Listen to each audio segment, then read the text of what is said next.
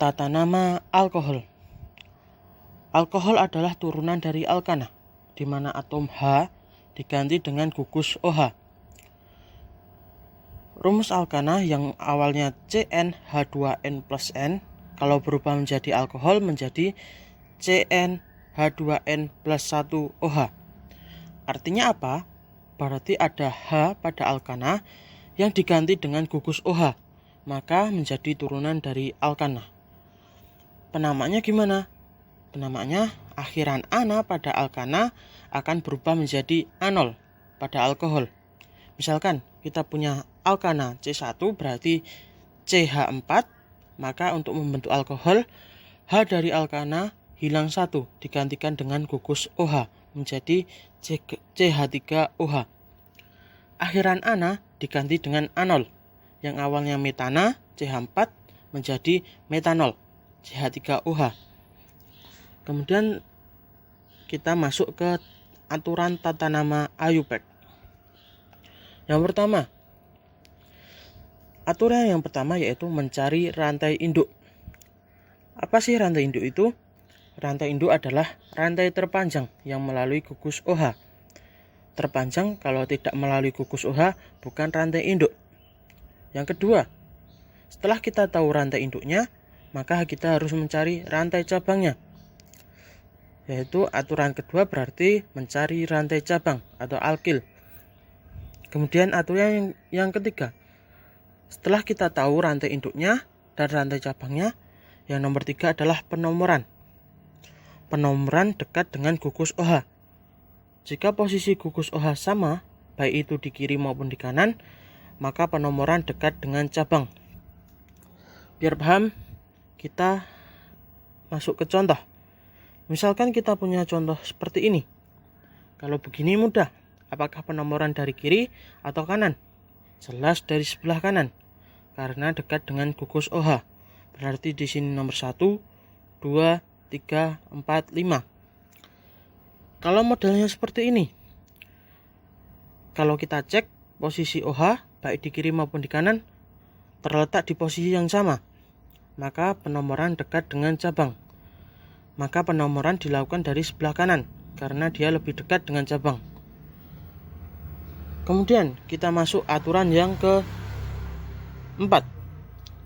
Jika cabangnya ada yang sama, maka harus diberi awalan di depannya. Misalkan ada 2 gugus metil, maka awalannya diberi awalan di menjadi dimetil.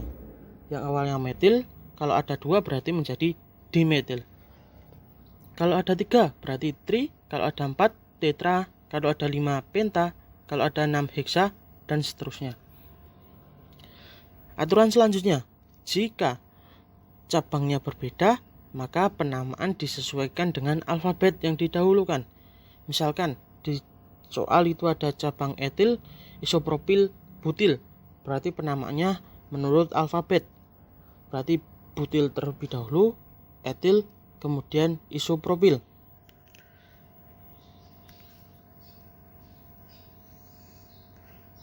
Setelah kita tahu aturan tata namanya, kita akan coba menerapkannya pada penamaan alkohol. Misalkan kita punya contoh seperti ini. Masih ingat teman-teman, penomoran dekat dengan gugus OH. Berarti dari kanan 1, 2, 3, 4, 5. Rantai induknya adalah rantai terpanjang. Kalau lurus C-nya ada 6, kalau belok C-nya ada 7. Berarti harus belok, berarti 6, 7. Kemudian setelah kita tahu rantai induknya, kita harus mencari rantai cabangnya. Berarti rantai cabangnya ada di nomor 5 dan nomor 4. Berarti namanya apa? Berarti ini namanya etil, ini namanya metil. Duluan mana etil dengan metil?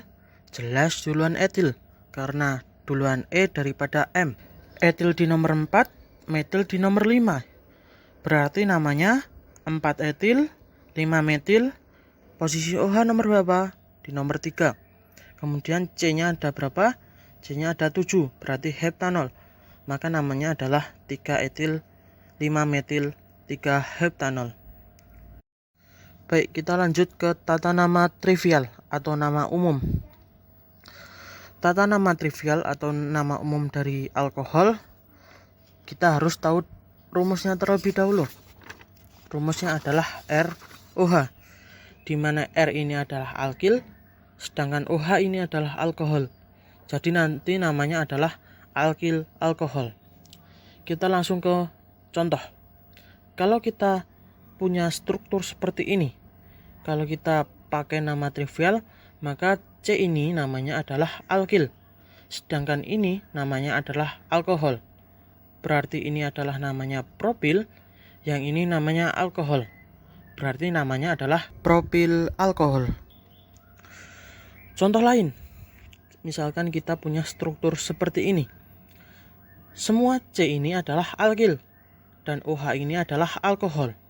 Berarti ini namanya adalah tersier butil, yang ini alkohol. Jadi namanya tersier butil alkohol.